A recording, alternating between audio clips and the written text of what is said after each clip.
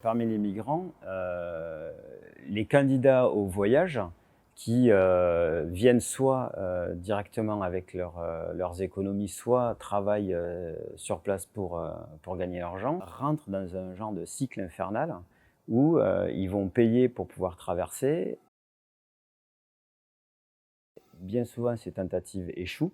Donc soit ils sont récupérés par les gardes-côtes libyens qui les renvoient dans les centres de détention, duquel parfois ils arrivent à s'échapper pour recommencer à travailler, repayer, remonter sur un bateau et réessayer.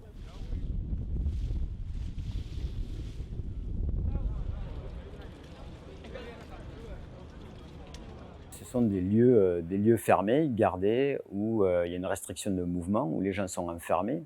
Il y a des enfants, il y a des gens qui naissent dans ces centres de détention. Il y a des familles entières qui sont détenues là, il y a des familles qui sont séparées pour aucune raison criminelle, juste le fait de vouloir avoir un meilleur futur ailleurs.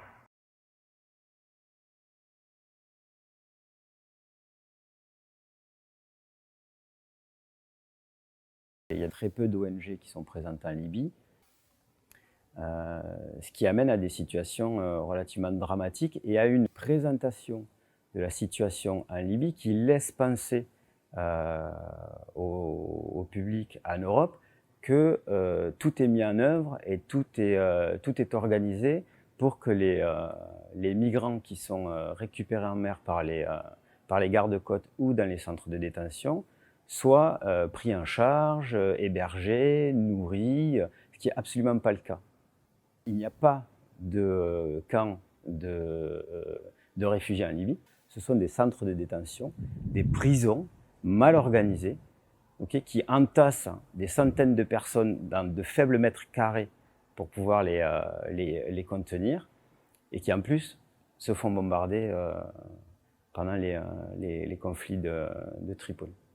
La volonté, en fait, c'est de sous-traiter la politique migratoire sur des pays tiers, comme la Libye. En pleine crise, personne ne se soucie des sous-traitants de la politique migratoire européenne, qui sont les institutions libyennes, qui sont en complète déliquescence.